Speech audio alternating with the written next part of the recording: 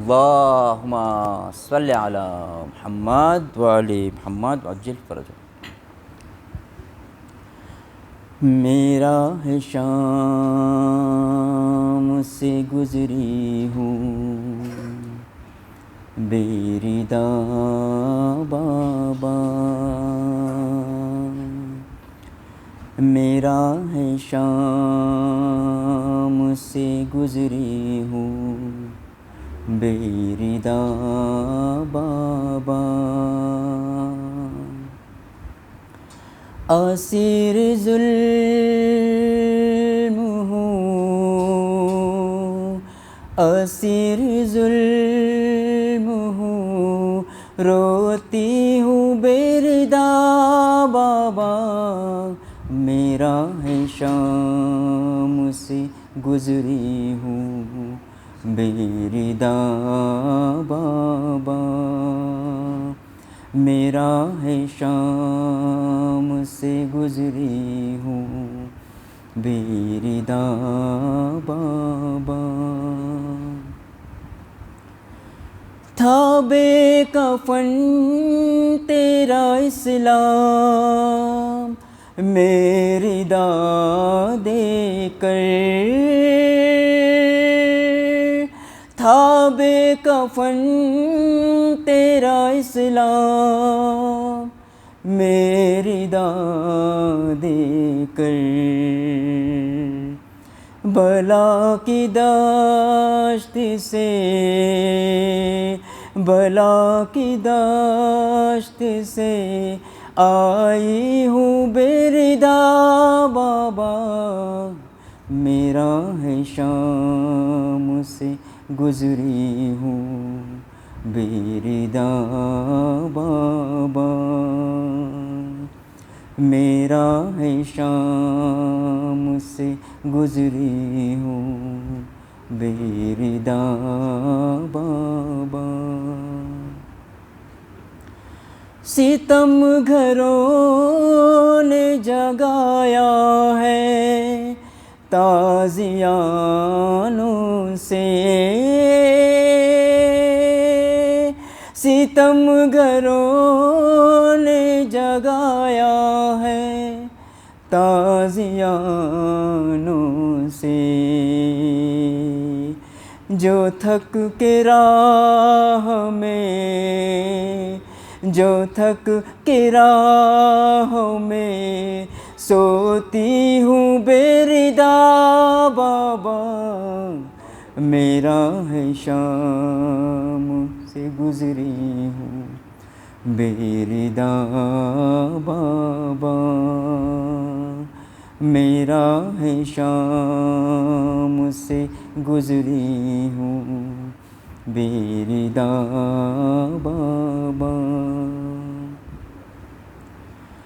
عدو جو در لگاتا ہے میرے عابد کو، عدو جو در لگاتا ہے میرے عابد کو، میں دل کو تھام کر، میں دل کو تھام کر بیٹھی ہوں بیردہ بابا، میرا ہے شام سے گزری ہوں بیردہ بابا، میرا ہے شام سے گزری ہوں بیردہ بابا، لہو بہاتا ہے آنکھوں سے عابد مضطر، لہو بہاتا ہے آنکھوں سے عابد مضطر، میں جب بھی کانٹوں پہ میں جب بھی کانٹوں پہ چلتی ہوں بیردا بابا، میرا ہے شام سے گزری ہوں بیردا بابا، میرا ہے شام سے گزری ہوں بیردا بابا۔ سفر کی خاطر نے بالوں کا کر لیا پردہ، سفر کی خاطر نے بالوں کا کر لیا پردہ، میں اس کے بعد بھی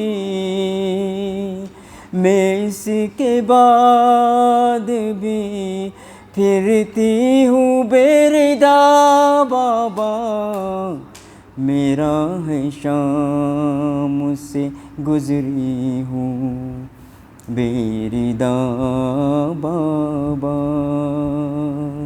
میرا ہے شام سے گزری ہوں بیردا بابا۔ تھا بے کفن تیرا اسلام میری داد دے کر، تھا بے کفن تیرا اسلام میری داد دے کر، بلا کی دشت سے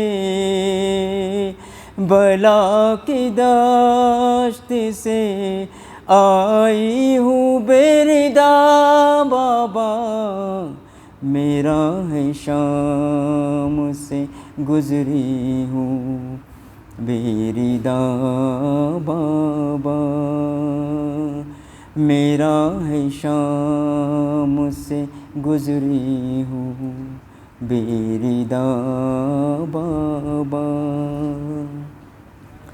لہو بہاتا ہے آنکھوں سے عابد مضطر،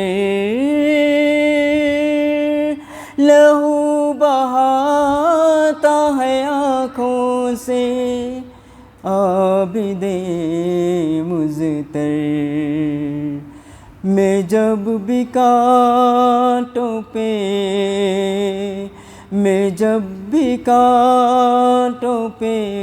چلتی ہوں بیردا بابا، میرا ہے شام سے گزری ہوں بیردا بابا، میرا ہے شام سے گزری ہوں بیردا بابا۔ ستم گھروں نے جگایا ہے تازیانوں سے، ستم گھروں نے جگایا ہے تازیانوں سے، جو تھک کے راہ میں سوتی ہوں بیردا بابا، میرا ہے شام سے گزری ہوں بیردا بابا، میرا ہے شام سے گزری ہوں بیردا بابا، میری اسیر پہ مظہر نے یہ لکھا لوحہ، میری اسیر پہ مظہر نے یہ لکھا لوحہ، ہر ایک لفظ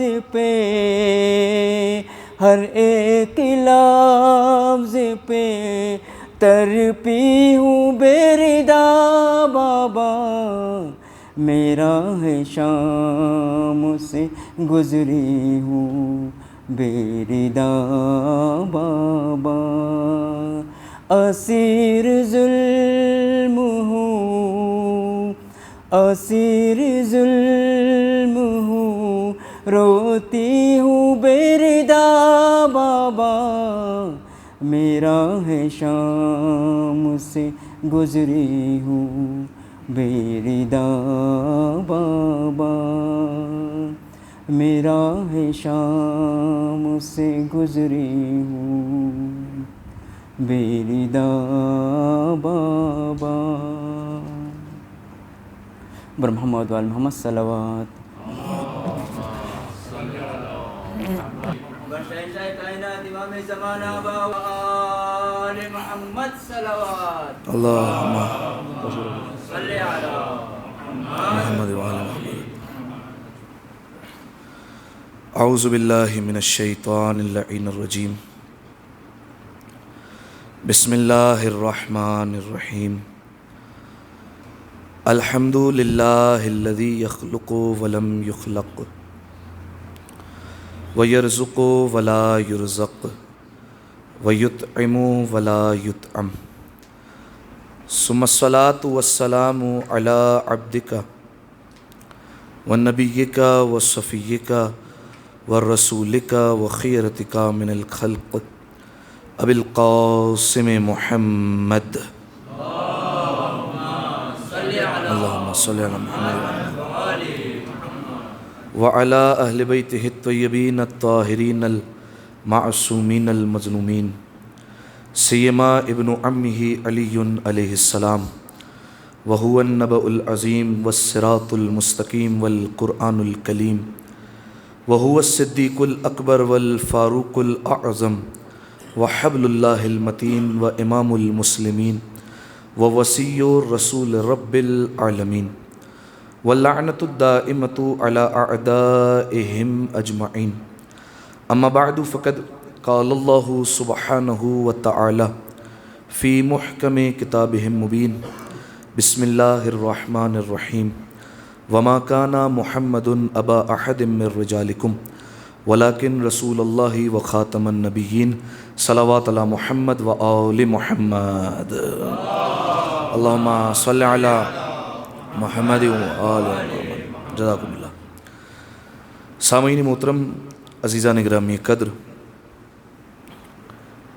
ابتداء کلام میں آپ تمام مؤمنین اور مؤمنات کی خدمت میں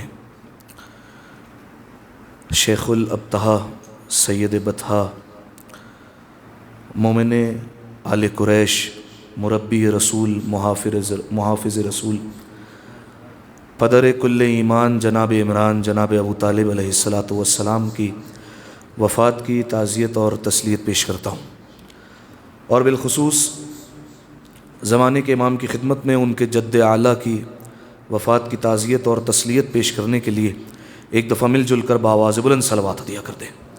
اللہم صلی علی محمد۔ سامعین محترم، 26 رجب روز وفات جناب ابو طالب علیہ السلام رسول اللہ کے لیے انتہائی اہم صدمہ، جس نے رسول اللہ کی پوری زندگی کو متاثر کر کے رکھ دیا۔ عجیب سال تھا رسول اللہ کے لیے، 26 رجب جناب ابو طالب کی وفات، اور ٹھیک 1 مہینہ 14 دن بعد جناب ختیجہ کی وفات۔ دو محسن اسلام، جب رسول اللہ کا کوئی ساتھ نہیں دیتا تھا تو جناب ابو طالب کھڑے ہوتے تھے، جب کسی نے بھی جناب ختمی مرتبت کی مال سے مدد نہیں کی تو جناب ختیجہ نے مدد کی۔ دو محسن اسلام ایک ہی سال میں رسول اللہ کی زندگی سے چلے گئے۔ رسول اللہ نے پورے سال کو عام الحزن قرار دے دیا کہ یہ سال اب غم کا سال ہے، اس پورے سال اب سوگ منایا جائے گا۔ یہاں رک کر ایک جملہ کہتا ہوں، رسول اللہ نے تو پورے سال سوگ منایا، کم از کم اتنا تو حق بنتا ہے کہ ہم ایک دن آ کر فرش عزا پر بیٹھیں اور رسول اللہ کے غم میں شامل ہو جائیں۔ لیکن آپ یہ دیکھتے ہیں امت مسلمہ جو زور و شور سے ابھی ربیع الاول میں نعتیں پڑھتے ہوئے نظر آئیں گی، وہ نہ آپ کو 26 رجب کو نظر آئیں گی نہ 10 رمضان کو نظر آئیں گے. دونوں دن دور نظر آئیں گے. نہ 26 رجب کو بیٹھیں گے اس نیت سے کہ مربی رسول، محافظ رسول، جس نے ساری زندگی رسول اللہ کی حفاظت کی، وہ دنیا سے چلا گیا، گویا رسول اللہ کے سر سے باپ کا سایہ ہٹ گیا، آ کر غم منا لے، لیکن کوئی شامل نہیں ہوتا. 10 رمضان جناب ختیجہ چلی گئی، کوئی نہیں آتا کہ رسول اللہ کی زوجہ کا آ کر غم منائے اور پرسا دے رسول اللہ کی خدمت میں. یہ وہی لوگ ہیں جو ہر تھوڑی تھوڑی دیر میں صحابہ رسول کا نعرہ لگاتے ہیں، ام المومنین کا نعرہ لگاتے ہیں، لیکن جب بات جناب ابو طالب کی آتی ہے تب بھی نظر نہیں آتے، جب بات جناب ختیجہ کی آتی تب بھی نظر نہیں آتے. قصور پتہ ہے کیا ہے؟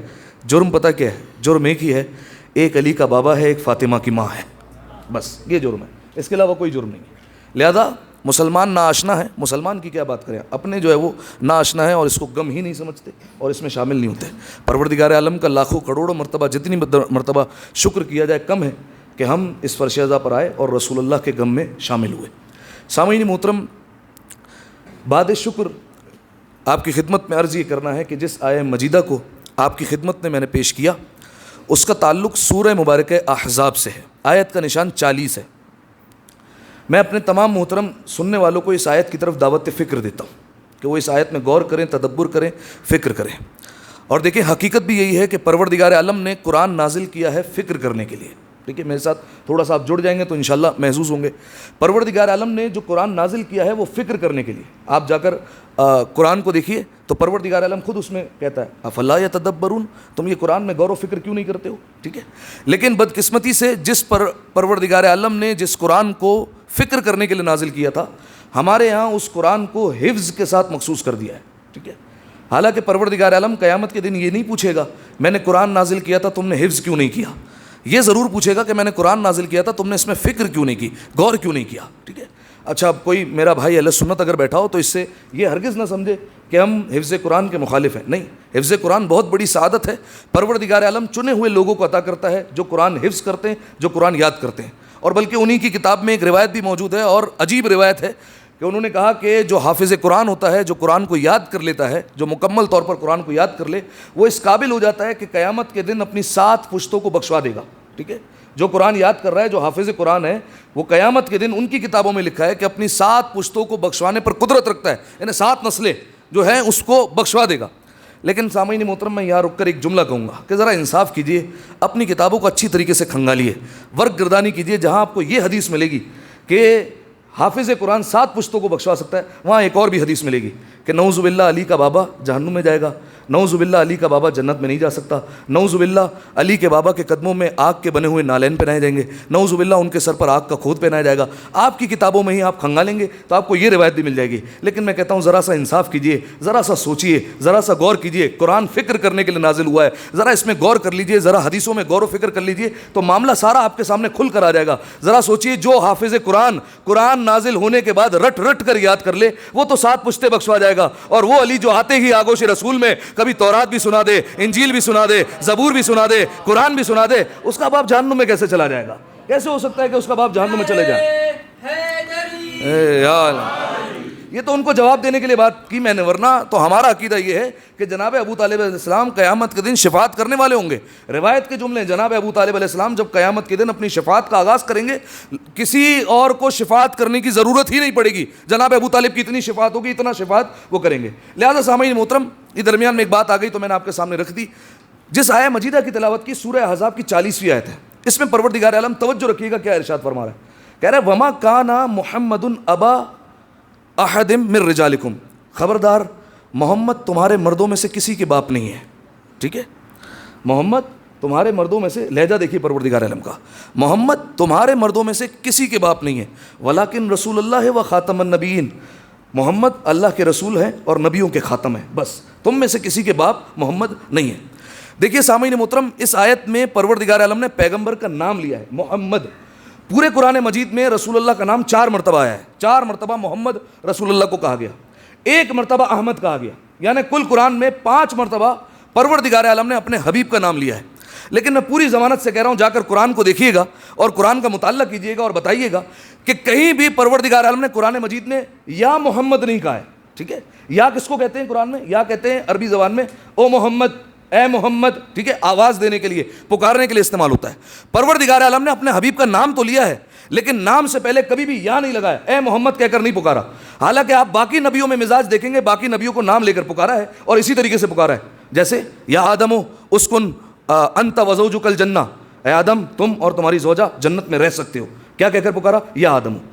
پھر دوسرے مقام پر آواز دی یا نوح انہ لیس من اہلک, اے نوح یہ جو تمہارا بیٹا پہاڑ پر چڑھ گیا اور ہلاک ہو گیا یہ تمہارا اہل تھا ہی نہیں, تمہیں افسوس کرنے کی ضرورت نہیں, یہ تمہارا اپنا تھا ہی نہیں, چھوڑ دو اسے.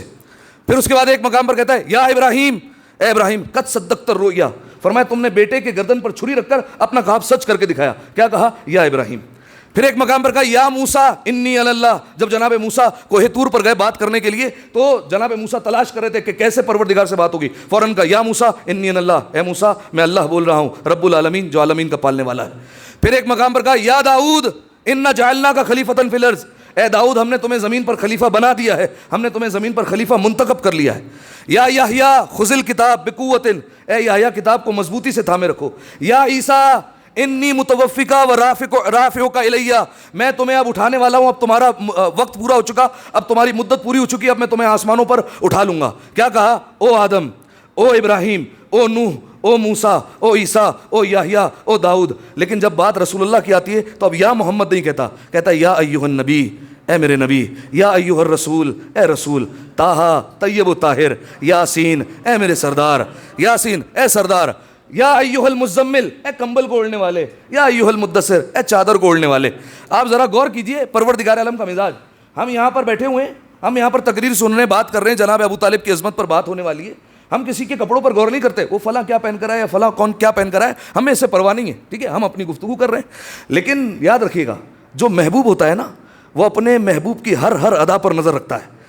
پروردگار عالم رسول اللہ کا محبوب ہے, لہٰذا رسول اللہ کی چال چلن پر پروردگار عالم کی نگاہ ہے. رسول اللہ کیسے بولتے ہیں اس پر اللہ کی نگاہ ہے, رسول اللہ کیا بولتے ہیں اس پر اللہ کی نگاہ ہے, ٹھیک ہے. اسی لیے آپ دیکھیں جب چہرہ دیکھتا ہے تو کہتا ہے والشمس وضحاہا, جب بال دیکھتا ہے واللیل اذا یغشاہا, ٹھیک ہے.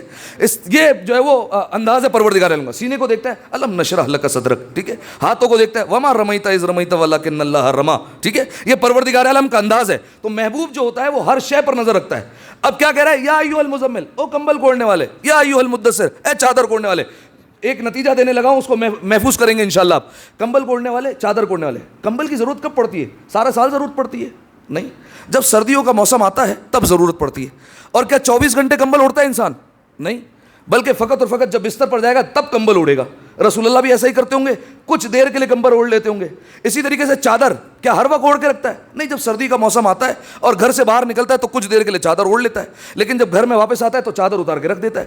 لیکن رسول اللہ تھوڑی دیر کے لیے کمبل اور چادر اوڑھیں, اللہ کہہ رہا ہے یا ایھا المدثر, اے کمبل کو اوڑھنے والے, یا ایھا المزمل, اے کمبل کو اوڑھنے والے, اے چادر کو اوڑھنے والے. پروردگار عالم آواز دے کر کہہ رہا ہے. اب میں ایک جملہ کہوں, جو رسول اللہ 5 منٹ کے لیے کمبل کو اوڑھ لیں, جو کمبل, بلکہ جملہ بدل کر کہتا ہوں, جو کمبل جو چادر رسول اللہ کو 5 منٹ کے لیے اپنی آغوش میں لے لے, وہ تو اللہ کی نگاہ میں محبوب ہو جاتی ہے. اور وہ ابو طالب جو آغوش میں لیے پھرتا رہا,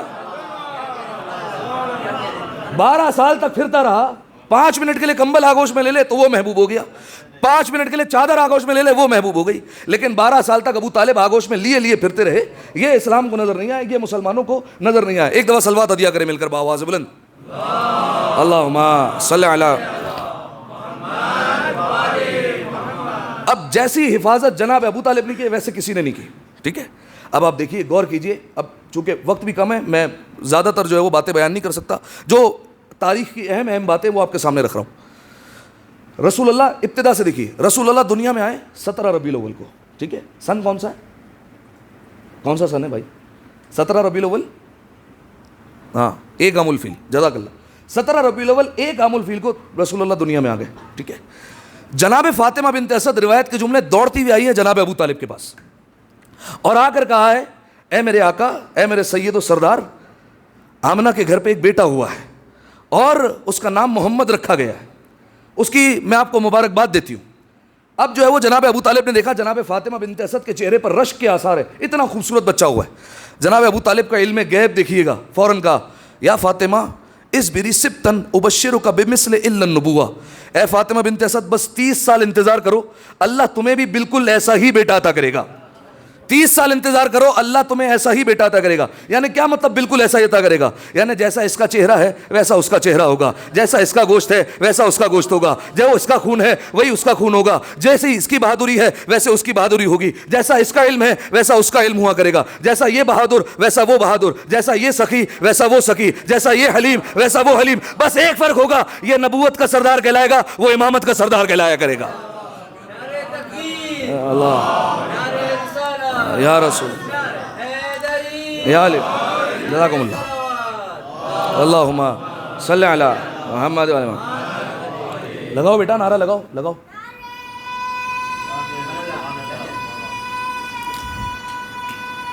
جیتے رہو یا علی, سلامت رہیے. اب ولادت ہوئی. جناب ابو طالب کا پہلا مرحلہ علم غیب جو ہے وہ ظاہر کیا جناب ابو طالب نے. دیکھیے جناب ابو طالب, ہمارے ہاں یہ مسلمان اسی بحث میں الجھے ہوئے ہیں کہ جناب ابو طالب ایمان پر تھے یا نہیں تھے. جناب ابو طالب کو تلاش کرنا ہے تو مسلمانوں کی صفوں میں نہیں, حجتوں کی صفوں میں تلاش کرو, ٹھیک ہے. جناب ابو طالب حجت خدا تھے. جناب عیسیٰ علیہ السلام دنیا سے گئے, ٹھیک ہے, پروردگار عالم نے آسمانوں پر اٹھا لیا. رسول اللہ کے دور تک کتنا فاصلہ ہے, کتنے سال ہے؟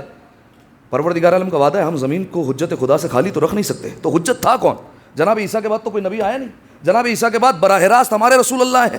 تو یہ درمیان میں جو فاصلہ پڑا ہوا ہے اتنے سالوں کا, تو اس میں حجت کون تھا؟ تو اس کا جواب یہ ہے کہ پروردگار عالم نے اوصیاء کا سلسلہ جاری کیا, ایک کے بعد نبی کا ایک وصی آتا رہا اور دنیا میں آتے رہا. جناب عبد المطلب حجت خدا ہے, جناب ہاشم حجت خدا ہے, جناب ابو طالب حجت خدا ہے, وصی پروردگار عالم کی جانب سے مقرر کردہ. لہذا پہلا علم غیب ظاہر کیا, فوراً جناب فاطمہ بنت اسد کو بشارت دی 30 سال بعد اللہ آپ کو ایسا ہی بیٹا عطا کرے گا الا النبوہ. بس ایک فرق ہوگا, یہ نبوت کا مالک ہے, وہ امامت کا مالک ہوا کرے گا. ایک. اب جب رسول اللہ کی ولادت ہو گئی تو آپ جانتے ہیں جب رسول اللہ دنیا میں آئے تو جناب عبداللہ کا سایہ سر پر موجود نہیں ہے. رسول اللہ دنیا میں آئے یتیم پیدا ہوئے, ٹھیک ہے. جناب آمنہ جو رسول اللہ کی مادر گرامی, کتنے سال تک پرورش کی جناب آمنہ نے رسول اللہ کی؟ 2 سال. 2 سال تک جناب آمنہ نے پالا, ٹھیک ہے. جناب عبداللہ ہے نہیں, جناب آمنہ نے 2 سال پالا. جب جناب آمنہ بھی دنیا سے چلی گئی, اب باری آئی جناب عبد المطلب کی. دادا نے کفالت کا ذمہ اٹھایا اور دادا نے ذمہ داری سنبھالی. 6 سال جناب عبد المطلب نے سنبھالا, اور 6 سال بعد جناب عبد المطلب بھی دنیا سے جب جانے کا وقت آیا تو جناب عبد المطلب نے سب بیٹوں کو جمع کیا, ٹھیک ہے. سب کو جمع کرنے کے بعد جناب عبد المطلب نے کہا کہ دیکھو میں دنیا سے جا رہا ہوں, لیکن میں محمد کو کسی ذمہ دار ہاتھوں میں دینا چاہتا ہوں. تم میں سے کون ہے جو محمد کی کفالت کرے گا؟ اب ہر ایک کے دل میں خواہش ہے کہ ہم محمد کو سنبھالیں, ہم پرورش کریں محمد کی, ہم جو ہے وہ اپنے بھتیجے کو پالنا چاہتے ہیں. لیکن جب سب آپس میں باتیں کرنے لگے کہ ہم پالیں گے, تو ایک بیٹے نے مشورہ دے دیا کہ بابا جان آپ یہ فیصلہ ہم پر نہ چھوڑیں, محمد پر چھوڑیں. یہ دیکھیں محمد کس کے پاس رہنا چاہتے ہیں. اب جناب عبد المطلب کی نگاہیں اٹھی رسول اللہ کی طرف اور کہا اے میرے بھتیجے, اے میرے پوتے محمد, ذرا یہ بتاؤ کہ تم کس کے پاس رہنا چاہتے ہو. رسول اللہ کی نگاہوں نے اٹھنا شروع کیا, سارے اپنے چچاؤں کو دیکھنا شروع کیا, اور نگاہ آ کر ٹھہری جناب ابو طالب کے چہرے پر. کہا یا اے میرے دادا جان, میں اپنے چچا ابو طالب کے پاس رہنا چاہتا ہوں. جناب ابو طالب نے اس وقت سینے سے لگایا, کہا آج سے محمد کی ذمہ داری میرے حوالے. ہاتھ لیا, ہاتھ پکڑا اور لے کر آ گئے گھر پر جناب فاطمہ بنت اسد کے پاس. اب دیکھیے قرآن کا مزاج دیکھیے کیا کہہ رہا ہے, وَقَضَىٰ رَبُّكَ أَن لَّا تَعْبُدُوا إِلَّا إِيَّاهُ. اے محمد تمہارے رب نے فیصلہ کیا ہے کہ تم اپنے پروردگار کے علاوہ کسی کی عبادت نہ کرنا. وَبِالْوَالِدَيْنِ احسانا, اپنے والدین کے ساتھ احسان کرو, ان کے سامنے اف نہ کرنا, ان کو کبھی جھڑکی مت دینا, ان کے سامنے اپنے کاندھے جھکا دینا. میرا ایک سوال ہے, اللہ کہہ رہا ہے والدین کے ساتھ احسان کرو, کیا اللہ کو نہیں پتا جناب عبداللہ تو دنیا میں ہے ہی نہیں, ٹھیک ہے, کیونکہ رسول اللہ جب دنیا میں ہے جناب عبداللہ تو تھے نہیں. جناب آمنہ 2 سال یعنی رسول اللہ چھوٹے ہیں اور چلی گئی. تو یہ کون سے والدین کی بات ہو رہی ہے, کن ماں باپ کی بات ہو رہی ہے کہ ان کے سامنے اف نہ کرنا, ان کو جھڑکی مت دینا, ان کے سامنے کاندھے جھکا دینا؟ یہ ابو طالب اور فاطمہ بنت اسد کی بات ہو رہی ہے. لہذا جب گھر پر لائے جناب فاطمہ بنت اسد نے پرورش کرنا شروع کی. ماں کہہ کر بلایا کرتے تھے. جب جناب فاطمہ بنت اسد دنیا سے گئی, امیر المومنین روتے ہوئے آئے تھے. کہا کیا ہوا علی؟ کہا کہ میری ماں چلی گئی. رسول اللہ نے کہا, فرمایا وَلَٰكِنْ أُمِّي, میری ماں گئی ہے آج, میری ماں دنیا سے چلی گئی. ماں کہہ کر ہمیشہ پکارا کرتے تھے. اب جناب فاطمہ بنت اسد پرورش کرتی ہے, عجیب و غریب معجزات رونما ہوتے. دیکھیے رسول اللہ نے ابھی تک نبی ہونے کا اعلان تو نہیں کیا نا, وہ تو 40 سال بعد رسول اللہ اعلان کریں گے. میں نے کیا کہا؟ اعلان کریں گے. نبی ہیں, نبی جب سے ہوتا ہے وہ تب سے نبی ہی ہوا کرتا ہے. اعلان جو ہے وہ 40 سال بعد ہوگا, ٹھیک ہے, اس کی کل مناسبت آنے والی, کل اس پر انشاءاللہ گفتگو ہوگی. تو اب جناب فاطمہ بنت اسد ایک دن دیکھنے لگی رسول اللہ بیٹھے. رسول اللہ کو بھوک محسوس ہوئی کہ کچھ کھا لیا جائے. صحن میں درخت تھا, درخت کافی اونچا تھا, رسول اللہ نیچے تھے. جناب فاطمہ بنت اسد سارا منظر چھپ کر دیکھ رہی ہیں. رسول اللہ نے فوراً درخت کی طرف دیکھا اور کہا ایتھا الشجرۃ انا جائع, اے درخت تجھے نہیں پتہ میں بھوکا ہوں کب سے. جیسے یہ کہا, روایت کے جملے ہیں, درخت جھکنا شروع ہوا اور رسول اللہ کے اتنا قریب آیا کہ رسول اللہ نے ہاتھوں کو بڑھا کر اس سے پھل توڑے اور پھلوں کو کھایا. اس کے بعد کہا کہ اب میں سیر ہو چکا ہوں, اب تو اپنے مقام پر واپس لوٹ جا. وہ درخت اپنے مقام پر واپس چلا گیا. کچھ دیر بعد جناب فاطمہ بنت اسد انتظار کرنے لگی. طریقہ کار یہ تھا کہ گھر کے دروازے کنیزیں اور غلام کھولا کرتے تھے, لیکن جیسے ہی دروازے پر دستک ہوئی جناب فاطمہ بنت اسد دوڑ کر گئی. کھولا, دیکھا جناب ابو طالب کھڑے ہوئے تھے. کہا ابو طالب تمہیں پتہ ہے آج میں نے عجیب چیز دیکھی ہے. کہا کیا دیکھا؟ فرمایا میں نے ایسا ایسا دیکھا. اس بچے نے درخت کو قریب بلایا. کہا کیوں نہ ہو, انہ نبی, یہ نبی جو ٹھہرا ہے, ابھی اعلان رسالت نہیں ہوا. اور ابو طالب کیا کہہ رہے ہیں؟ کیوں نہ ہو, یہ نبی جو ٹھہرا ہے. اور نبوت میں یہ ساری کی ساری صفتیں ہوتی ہیں. اب دیکھیے جناب ابو طالب کے یہاں سے حفاظت کا آغاز ہو گیا, پرورش کا آغاز ہو گیا. اب جو ہے وہ ایک دو باتیں آپ کے سامنے رکھتا ہوں, فقط ایک دفعہ صلوات ادیا کریں مل کر بآواز بلند, اللہم صلی علی. غور کیجیے گا کتنا روب ہے جناب ابو طالب کا سارے مکہ والوں پر. روایت کے جملے ہیں, تاریخ یہ کہتی ہے کہ ایک دن 24 سردار مکہ جناب ابو طالب کے گھر پر آ گئے. جناب ابو طالب کے پاس آئے اور جناب ابو طالب سے کہا کہ ہم تمہارے بھتیجے سے بات کرنا چاہتے ہیں, گفتگو کرنا چاہتے ہیں. جناب ابو طالب نے کہا ٹھیک ہے. سب کو مسند لگائی گئی, سب کو بٹھا دیا گیا. جناب ابو طالب ایک طرف بیٹھے, توجہ, ایک طرف بیٹھے جناب ابو طالب. کہا تمہارا بھتیجا محمد دکھائی نہیں دیتا. جناب ابو طالب نے آواز دے کر کہا محمد, میرے بھتیجے, میرے لاڈلے, ذرا ادھر آنا. جیسے یہ کہا رسول اللہ ایک حجرے سے باہر آئے فوراً. آپ نے غور نہیں کیا, جس کے اشارے پر محمد آ جایا کرے اسے ابو طالب کہتے ہیں. ساری دنیا محمد کے اشاروں پر چلے اور محمد جناب ابو طالب کے اشاروں کو مانے. جناب ختمی مرتبہ آئے.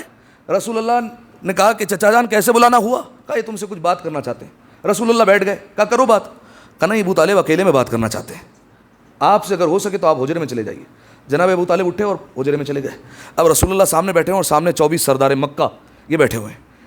عجیب بات کی انہوں نے کہا کہ ہم یہ جانتے ہیں کہ تم نے دعویٰ کر دیا ہے کہ تم لوگوں کو تبلیغ کرتے ہو قولوا لا الہ الا اللہ, کہ لا الہ الا اللہ کہو تفلحوا, فلاح پا جاؤ گے. ٹھیک ہے, ہم تمہارے اللہ کو مان لیتے ہیں, ہمیں اللہ کو ماننے میں کوئی مسئلہ نہیں, ہم تمہارے اللہ کو بھی مان لیں گے. آپ ذرا سوچئے, جو کفار, جو سردار مکہ 360 بتوں کو مانتے ہیں, ان کے لیے ایک کو ماننا اور کیا بڑی بات ہے. 361 مان لیں گے. ٹھیک ہے, خانہ کعبہ میں 360 بت پڑے ہوئے. کہا محمد تمہارے اللہ کو بھی مان لیں گے, لیکن یہ جو تم کہتے ہو نا شروع میں لا الہ, کہ کوئی اللہ نہیں ہے الا اللہ, سوائے میرے خدا کے, یہ نہ کہا کرو. تمہارے اللہ کو ماننا ہے, ہم ماننے کے لیے تیار ہے. کل سے اعلان ہو جائے گا کہ محمد کے خدا کو بھی مانا جائے گا, لیکن یہ لا الہ الا اللہ نہیں کہا کرو. یہ لا الہ کہتے ہو ہمیں تکلیف ہوتی ہے, تم ہمارے خداؤں کو جھوٹا کہہ دیتے ہو, اپنے خدا کو سچا کہہ دیتے ہو, یہ نہ کرا کرو. یعنی دوسرے الفاظ میں کہوں, کیا کہہ رہے تھے محمد؟ تولا کیا کرو, تبرہ نہ کیا کرو. تولا ہمیں قبول ہے, تبرہ قبول نہیں ہے, یہ تبرہ نہ کیا کرو. فوراً رسول اللہ نے کہا کہ دیکھو سچوں سے اس وقت تک پیار نہیں ہو سکتا جب تک جھوٹوں سے نفرت نہ کی جائے. کہا کہ محمد تمہارا مطمع نظر کیا ہے, چاہتے کیا ہو, یہ جو تم اعلان کر رہے ہو تمہارا ہدف کیا ہے؟ آیا تم حکومت کرنا چاہتے ہو ہم سب پر؟ تو ہم وعدہ کرتے ہیں کہ ہم تمہیں حکومت دیتے ہیں, ہم تمہیں تخت دینے کے لیے تیار ہیں.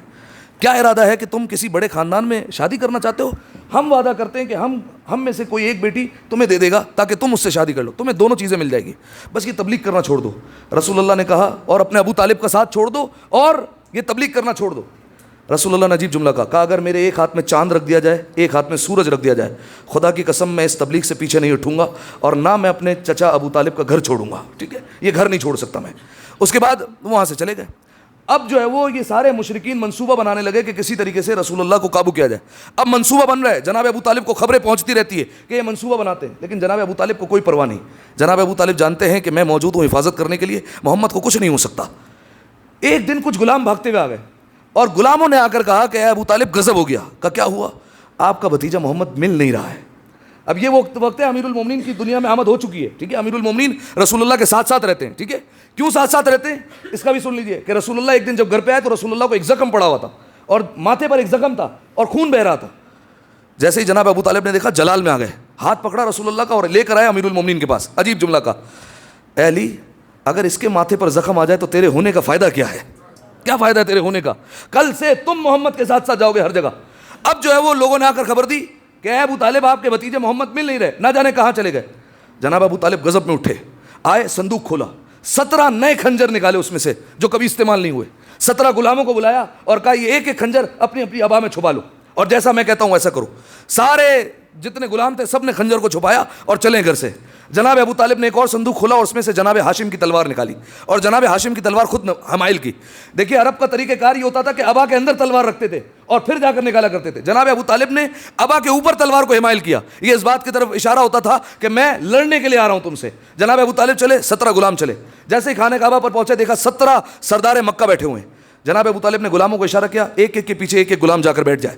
سب غلام بیٹھ گئے. جناب ابو طالب نے کہا میں آتا ہوں. اب لوگوں نے تیور دیکھے, جناب ابو طالب کے بال بکھرے ہوئے, آنکھیں سرخ ہیں, غصے سے لال ہو رہے ہیں. جناب ابو طالب کا اتنا غضب, ایسا غضب پہلے نہیں دیکھا. کسی میں ہمت نہیں آگے بڑھ کر پوچھا ابو طالب بات کیا ہے, کسی نے نہیں پوچھا.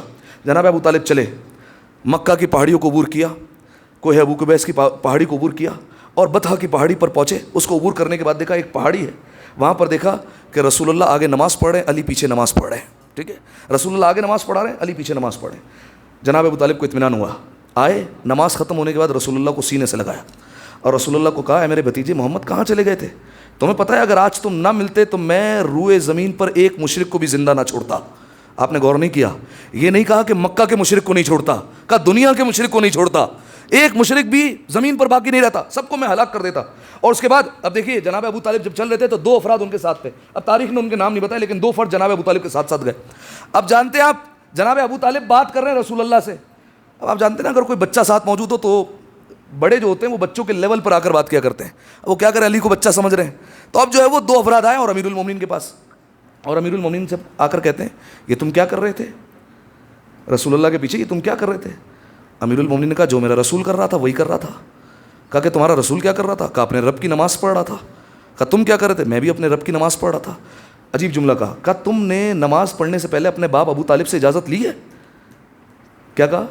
تم نے نماز پڑھنے سے پہلے, جملہ سنیے گا مولا کا جواب, تم نے, اور یہ جناب ابو طالب سن رہے ہیں, تم نے نماز پڑھنے سے پہلے اپنے باپ ابو طالب کی اجازت لی ہے؟ امیر المومنین نے کہا اللہ نے مجھے پیدا کرنے سے پہلے ابو طالب سے اجازت لی تھی. اس سے اجازت لی تھی. جب اس نے مجھ سے ابو طالب سے اجازت نہیں لی ہے تو میں اس کی بندگی کے لیے کیوں اجازت لوں؟ جناب ابو طالب فوراً آگے بڑھے, امیر المومنین کو سینے سے لگایا اور ان دونوں کو دیکھ کر کہا یہ ابو طالب کا بیٹا ہے, یہ ابو طالب کا بیٹا بول رہا ہے. اب دونوں کو لیا ساتھ میں. اور آپ کمال دیکھیے, رسول اللہ کے ساتھ امیر المومنین بھی تو گئے ہوئے ہیں لیکن یہ نہیں کہا جناب ابو طالب نے علی کو ڈھونڈنے جا رہا ہوں, کہا نبی کو ڈھونڈنے جا رہا ہوں. اور جب واپس آئے پھر جو ہے وہ پہاڑیوں کو عبور کرنا شروع کیا. ایک مرتبہ کوہ ابو قبیس کی پہاڑی کو عبور کیا اور مکہ میں داخل ہوئے. اب جب مکہ میں داخل ہوئے تو لوگوں نے دیکھا جو پہلے ابو طالب جلال میں تھے اب چہرے پر اطمینان موجود ہے. تو فوراً کہا ابو طالب بات کیا ہے, اتنا غصے میں گئے تھے؟ اب دیکھیے جناب ابو طالب چاہتے تو چھپا لیتے لیکن چھپایا نہیں. کہا اپنے 17 غلاموں کو اشارہ کیا, سارے کھڑے ہوئے, سب نے خنجر نکالے. فرمایا اگر میرا بھتیجا محمد نہ ہوتا تو میں ان سے کہہ کر گیا تھا کہ میرا انتظار نہ کرنا, ان سب کی گردنیں اڑا دینا, میں یہ کہہ کر گیا تھا. اب جب انہوں نے دیکھا یہ جلال کہ جناب انہوں نے یہ سوچ لیا کہ جب تک ابو طالب زندہ ہے تب تک محمد پر کوئی حرف نہیں آ سکتا, محمد کی کوئی آنچ نہیں پہنچا سکتا. بس سامعین محترم, اب یہ وقت گزرتا رہا اور بالآخر وہ وقت آیا کہ جناب ابو طالب اس دنیا سے چلے گئے. میں مصائب میں عرض کروں گا کچھ جملے. جناب ابو طالب اس دنیا سے گئے. آپ ذرا یہ سوچئے جناب ابو طالب جب دنیا سے گئے ہیں کتنی عظمت ہے کہ ادھر ابو طالب نے مکہ چھوڑا, اللہ نے قرآن میں آیت نازل کی اے محمد اب تم بھی مکہ چھوڑو, اب یہ مکہ تمہارے رہنے کے لیے قابل نہ رہا, ٹھیک ہے, تم بھی مکہ چھوڑ دو. ہجرت کا حکم آ گیا رسول اللہ کو فوراً. اسی سال جناب خدیجہ بھی چلی گئی. رسول اللہ کے لیے یہ انتہائی اہم صدمہ, عام الحزن منایا کہ یہ پورا سال غم کا سال موجود ہے, اور غم کا سال اس کو کہا گیا, یہ پورا سال سوگ منایا جائے گا. جناب ابو طالب جب دنیا سے گئے, اب آپ ایک بات اگر محسوس کر سکتے ہیں, مجھے یہیں سے مصائب پر جانا ہے, اگر محسوس کر سکتے ہیں ذرا تصور کیجئے کوئی ایسا شخص ہو آپ کی زندگی میں جو ہر موقع پر آپ کا ساتھ دیتا ہو. وہ کوئی بھی ہو سکتا ہے, آپ کا اپنا بھائی بھی ہو سکتا ہے, آپ کا کوئی اپنا دوست بھی ہو سکتا ہے, آپ کے والد بھی ہو سکتے ہیں, آپ کا چچا بھی ہو سکتا ہے, کوئی بھی ہو سکتا ہے. لیکن آپ کو پتہ ہے کہ اگر کوئی مجھے میلی آنکھ سے دیکھے گا تو یہ برابر میں کھڑا ہوا ہے اور یہ اس میلی آنکھ کو میری طرف اٹھنے نہیں دے گا, ٹھیک ہے. اگر وہ چلا جائے تو انصاف سے بتائیے ہر موقع پر وہ آپ کو یاد آئے گا یا نہیں آئے گا؟ ہر موقع پر یاد آئے گا. جناب ابو طالب جو رسول اللہ کے ہمیشہ ساتھ ساتھ رہا کرتے تھے.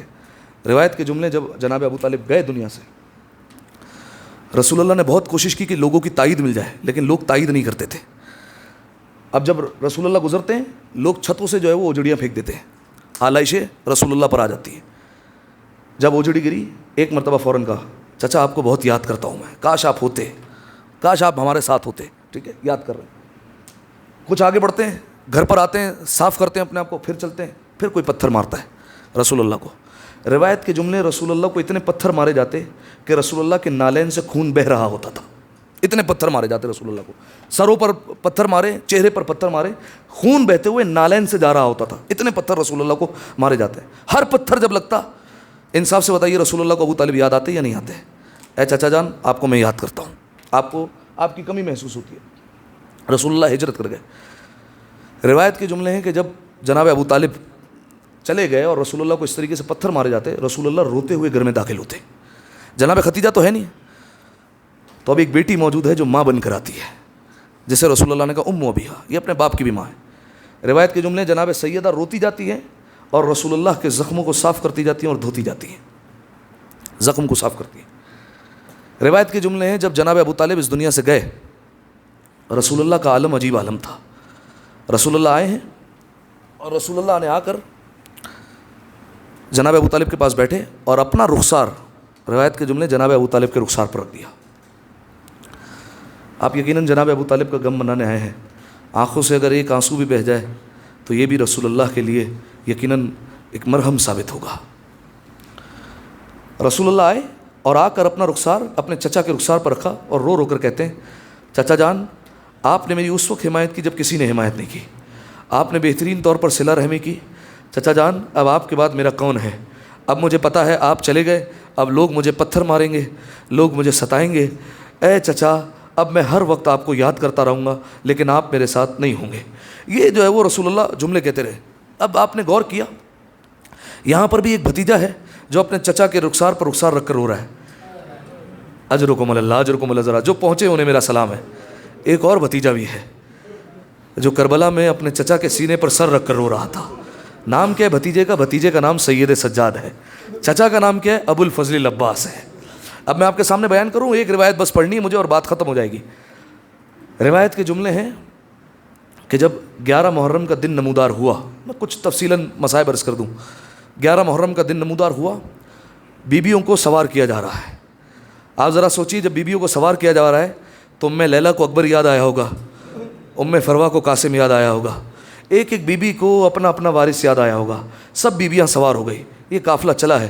امام سجاد زارو قطار رو رہے ہیں, اور کس بات پر رو رہے ہیں کہ میں بیٹا ہوں لیکن کتنا مجبور ہوں کہ اپنے باپ کو نہ کفن دے سکتا ہوں نہ دفن کر سکتا ہوں. روایت کے جملے یہ قافلہ کوفہ چلا گیا. 12 محرم کو بنی اسد کا قبیلہ باہر آیا, اور بنی اسد کے قبیلے سے چونکہ مولا نے وعدہ کیا تھا کہ دیکھو, کیا وعدہ کیا تھا مولا نے کہ دیکھو جب یہ یزیدی ہمارے لاشیں چھوڑ کر چلے جائے نا تو تم آنا اور تم آ کر ہمارے لاشوں کو دفن کر کے چلے جانا. اس کے بعد مولا نے کہا تھا ذرا تم اپنی عورتوں کو بھیج دو. وہ گھر گئے, عورتوں کو بھیجا, عورتوں سے کہا دیکھو میں فاطمہ کا بیٹا ہوں, میں زینب کا بھائی ہوں, دیکھو اگر مرد تمہارے گھبرا جائے نا تو تم پانی بھرنے کے بہانے آنا اور ایک ایک مٹھی خاک ہمارے لاشوں پر ڈال دینا. اس کے بعد عجیب غربت کا جملہ ہے, کہا ذرا اپنے بچوں کو تو بھیجو. جب بچے آئے تو مولا نے عجیب غربت سے کہا دیکھو میں سکینہ کا بابا ہوں, میں علی اصغر کا بابا ہوں, دیکھو جب تم دیکھو کہ تمہارے ماں باپ گھبرا جائے تو کھیلتے کھیلتے آنا اور ایک ایک مٹھی خاک ہمارے لاشے پر ڈال دینا. بس عزاداروں بنی اسد اپنے وعدے کے اعتبار سے باہر آئے ہیں. جیسے ہی آ کر دیکھا سارے کے سارے لاشیں بکھرے پڑے ہوئے ہیں, لیکن سمجھ نہیں آ رہا دفن کیسے کریں. جانتے کیوں؟ لاش کی پہچان 2 طریقوں سے ہوتی ہے, یا تو لباس سے ہوتی ہے لیکن بدبختوں نے سارے لباس لوٹ لیے ہیں, یا لاش کی پہچان سر سے ہوتی ہے, سارے سروں کو کاٹ کر نوک نیزہ پر بلند کر دیا گیا. سارے مشورہ کر رہے ہیں کہ کیا کیا جائے, کس طریقے سے تدفین کی جائے. ایک نے مشورہ کیا کہ ایک بڑا گھڑا کھودا جائے, اس میں سارے لاشوں کو ایک ساتھ دفن کر دیا جائے. بس عزاداروں ایک بڑا گھڑا کھودا گیا. اپنے ذہنوں میں اگر منظر لائیں گے تو بڑا روئیں گے. ایک بڑا گھڑا کھودا گیا, اتنے میں دفن کرنے والے تھے کہ کوفے کی طرف سے آواز آئی ارے ٹھہرو ٹھہرو, میں بتاتا ہوں کہ کون سا کس کا لاشا ہے. مجھے نہیں پتا یہ آنے والا کون ہے, لیکن روایت میں لکھا ہے جو آیا ہے تو ہاتھوں میں ہتکڑیاں ہیں, پیروں میں بیڑیاں ہیں, یہ کوئی اور نہیں میرا مولا سید سجاد ہے. آئے اور کہا ٹھہرو ٹھہرو میں بتاتا ہوں کہ کون سا کس کا لاشا ہے. یہ دیکھو یہ حبیب ابن مظاہر کا لاشا ہے, دیکھو ان کو یہاں دفن کرنا ہے. دیکھو یہ مسلم ابن اوسیدہ کا لاشا ہے, ان کو یہاں دفن کیا جائے گا. دیکھو یہ زہیر کین کا لاشا ہے, اس کو یہاں دفن کیا جائے گا. عزاداروں گریہ کیجیے گا. کوئی آگے بڑھا, کسی نے کہا مولا یہ کس کا لاشا ہے؟ کہا دیکھتے نہیں پورا لاشا پامال ہو چکا ہے, یہ قاسم گل بدن کا لاشا ہے. فرمایا دیکھو ان کو یہاں دفن کیا جائے گا گن شہیدہ میں. کہا مولا یہ کس کا لاشا ہے؟ کہا ارے دیکھتے نہیں سینے میں برچھی کا پل لگا ہوا ہے, یہ ہم شکل پیغمبر علی اکبر ہے. کہا ان کو یہاں دفن کیا جائے گا اپنے بابا کے ساتھ. کسی نے کہا مولا یہ چھوٹا بچہ کون ہے؟ امام سجاد نے کہا یہ میرا چھوٹا بھیا علی اصغر ہے, ان کو اپنے بابا کے سینے پر دفن کیا جائے گا. عزاداروں ایک جملہ کہوں, عجیب غربت ہے. کربلا سے پہلے سکینہ حسین کے سینے پر سوتی تھی, کربلا کے بعد سے علی اصغر حسین کے سینے پر ہے. اجرکم اللہ اجرکم الزہرا. بس عزاداروں کسی نے بڑھ کر پوچھا مولا یہ کون سا مظلوم ہے جس کے جسم پر کسی زخم کی جگہ باقی نہیں ہے؟ امام سجاد رونے لگے یہ میرے بابا کا لاشا ہے. ایک مرتبہ کہا ہے بنی اسد والا دور چلے جاؤ, میں اس دفن میں تمہیں شامل نہیں کروں گا. مولا نے ایک چٹائی لی, اپنے بابا کے ٹکڑوں کو سمیٹا ہے, قبر میں اترے ہیں, اور اس کے بعد شہزادہ علی اصغر کو بابا کے سینے پر رکھا ہے, قبر بند کی, اور ایک جملہ لکھا مظلومیت کا, ھذا قبر الحسین ابن علی الذی قتل عطشانا. ذرا سوچئے کتنی بڑی مصیبت ہوگی کہ امام سجاد لکھ رہے ہیں. کیا لکھا؟ ھذا قبر حسین ابن علی الذی قتل عطشانا. یہ اس حسین کی قبر ہے جسے پیاسا مار دیا گیا ہے, یہ اس حسین کی قبر ہے جسے بھوکا پیاسا شہید کر دیا گیا. بس عزادارو جب سارے لاشیں دفن ہو گئے, آخری روایت, جب سارے لاشیں دفن ہو گئے, سارے بنی اسد والے جانے لگے. امام سجاد نے کہا بنی اسد والو اپنا وعدہ تو پورا کرتے جاؤ. انہوں نے ہاتھوں کو جوڑا, مولا سارے لاشیں تو دفن ہو گئے. کہا نہیں ابھی ایک لاشا باقی ہے, جو سمجھے خدا ان کو سلامت رکھے. کہا ابھی ایک لاشا باقی ہے. کہا مولا کہاں ہے وہ لاشا؟ کہا چلو فرات کے کنارے, میرا چچا ابوالفضل العباس ابھی وہاں موجود ہے. آئے سارے فرات کے کنارے. ارے کیا دیکھا ہے, لاشا ٹکڑوں میں بٹ چکا ہے, لاشا ٹکڑوں میں تقسیم ہو گیا ہے. مولا نے چٹائی کو بچھایا, سارے ٹکڑوں کو جمع کرنا شروع کیا.